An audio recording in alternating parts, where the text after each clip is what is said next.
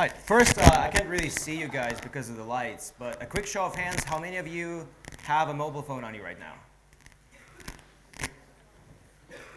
All right, good. Okay, and how many of you have logged into Facebook in the last 2 or 3 hours? Okay, how many of you are on Facebook right now? Good, good. Shame on you, stop that. It's interesting. But, so interestingly enough, probably around several thousand Russians have actually logged into their social media in the last couple of hours. But, it's a good start. But interestingly enough, they didn't log into Facebook. They logged into VK, or Vkontakte, as it was originally dubbed, a clone network of Facebook that was created in 2006. And in China, for example, nobody also really uses Facebook. They prefer, well, prefer is a strong word, but they use Qzone, which is another social network that's used in China more than Facebook. So when I was approached last night at Huntley's Pub and asked to give a talk on social media, my first and quite natural response was, I should post on Facebook and ask people what I should talk about. So I got some pretty good responses, I think. Some of them were quite useful. I think it was 3 a.m. in the morning when I came back. And so, yeah, so some were slightly less useful, maybe. Suggesting I talk about pizza, that was not really helpful. But what I really appreciate about this is that it was 3 a.m. here in the UK. But I could post something on Facebook, and then immediately, within an hour, I could gather tons of feedback from my friends back in the US that I have met there and I have studied with. And this kind of made me think about how I view the world in general. I don't really see the world as countries, as separate countries and their borders and their flags. I see the world as my friends that I can relate to.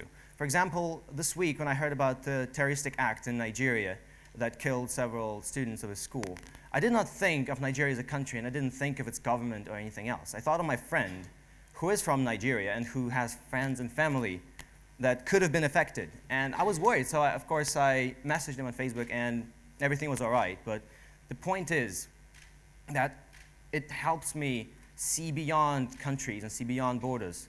And I bet a lot of you here are students from UCL, and those who are not, you probably all have friends on Facebook who are not from your country. And I think that you're going to agree with me on this idea that in some sense, the social networks today erase those borders between countries. And that's the first part of the talk, erasing borders. So, but social media wasn't really a thing about 20 years ago. So if you imagine yourself, say you live in London or somewhere in England, and 20 years ago, you wake up in the morning, you talk to your friends, and you talk to your neighbors.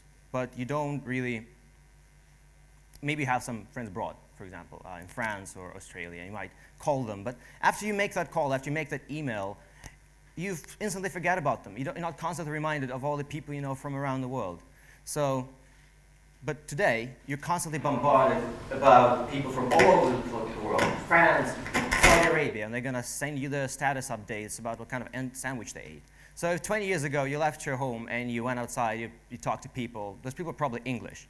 Today, when you go outside and you talk to people, well, you go outside, the first thing you do is, oh, interesting. Sally from France is eating a red mango treat. Hashtag mango, hashtag yogurt. So this is the kind of things you see. You don't, no, so you don't really belong in the place you're physically in. Your body might be in England, but your mind is probably somewhere else, because really, England is merely a social construct. It's a nation. It's not really something you can touch. Because your location right now, for example, isn't England. It's Cruciform Building UCL campus. While England is something much bigger, really, and it's comprised of people. And when you think of England, you think of all the people that you might share some common beliefs with, or some kind of common ground or traditions. And really, the point is that there was a really good term that was used. There's something funky going on with the computer right now. I don't even, okay.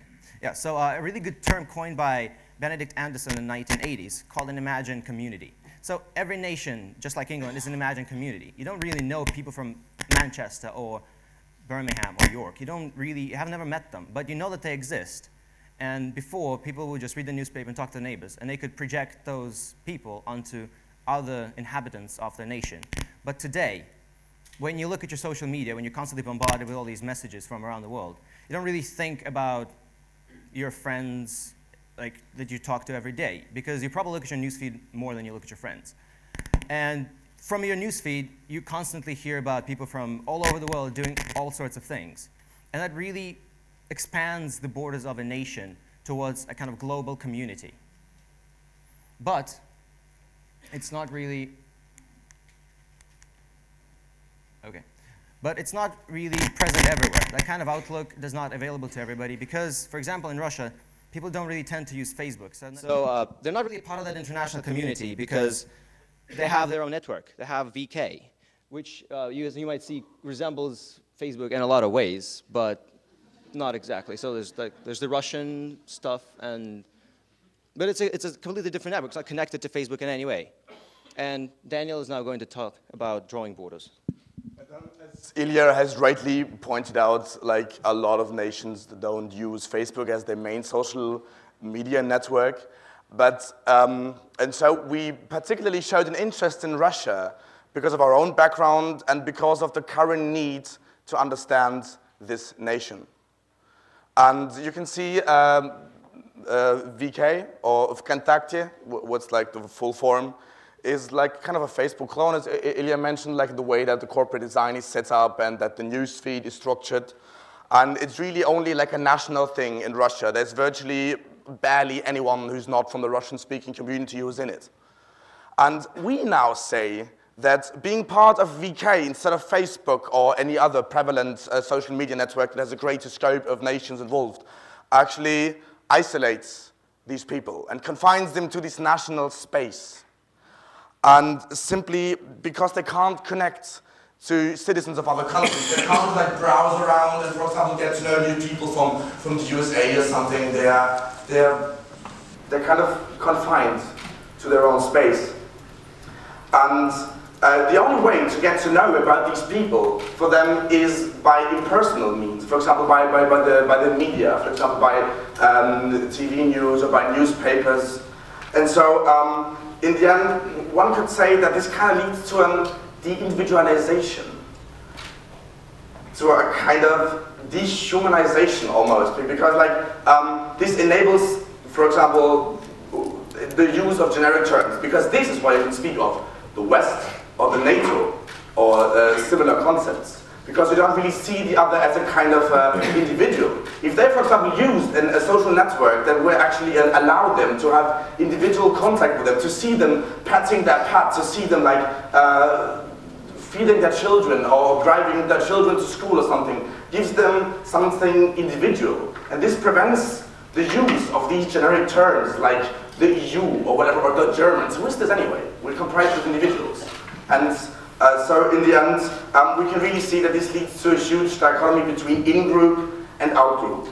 In-group here being the Russian community of VK users, and the out-group being everyone that uses rather other social networks. We can see that this in-group behavior mostly strengthens the idea of the nation, and the out-group behavior is usually, in psychology, it's described that you perceive the out-group as a kind of a more coherent unit, as a kind of a more homogeneous group.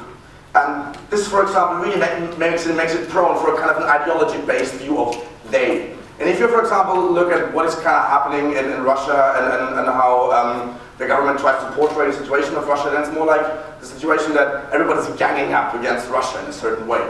And this discussion has a huge historical contingency for 200 years. Basically, the question is Russia a part of Europe or is it not? Even though they share some common cultural heritage, a huge intellectual exchange has been done on the past 100 years.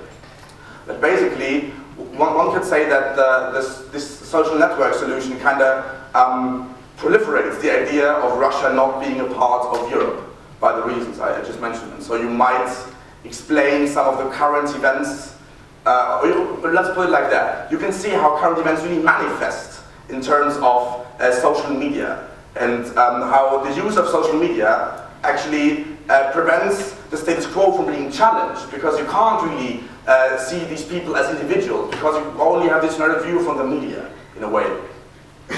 And if we now step back from current events, and generally think about what we can do with the social media, and what the difference between different systems of social media is that, for example, probably for the first time in human history, we are able to choose what to believe, simply based on what news feeds we subscribe to, simply based on what newspapers we subscribe to, simply based on what kind of TV channels we want to subscribe to. So I can basically choose which opinion I want to have. Because there is now a conscious choice, there is now agency behind our selective perception. And I can really like kind of forge my worldview, and I can really manipulate it. And so in the end we also must be aware that the structure of the underlying structure of a social network determines the possible broadness of my worldview. If my social network only allows for example, let's say subscribing to very local newspapers or very local TV stations, my worldview can't grow broader than that in terms of social media coverage, which is very important still. And so we can really, I think we have to bear that in mind when we talk about us as being citizens of this kind of like internet world that it has become somehow, to really think about how the choice of social networks really affects our possibilities in terms of how we can shape our worldview. And so, to sum it up we've really seen that social networks can challenge the idea of national identity. In the first case, we have seen that it kind of challenges it and kind of pushes the boundaries kind of further, and to really towards this idea of global citizenship and towards this idea of not being like tied to this idea of a nation, because nation usually is based on a common language. And if you see your own social network behavior, usually how many messages do you write in English, which, considering when English is not your mother tongue, or how many messages do you write in a language that is generally not your mother tongue? It's kind of more than you would probably have in verbal communication in everyday life.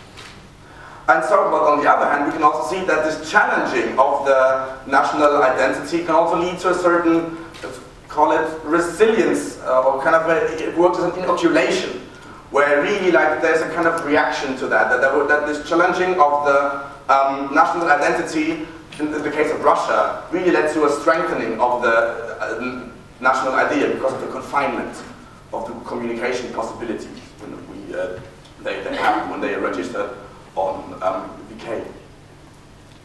And so, in the end, where was the pointer? Wait. Oh, good. Yeah. So in the end, when we ask ourselves, how can we map the world? How can we kind of categorize the world? And where do we draw the important borders? We probably not sufficient enough to simply have a political map where there's like borders of nations, where there's only like a political map. Probably we have to add something. We have to add another map that contains valuable information for how the world really works. And probably it's this map, the map of social media. Thank you very much.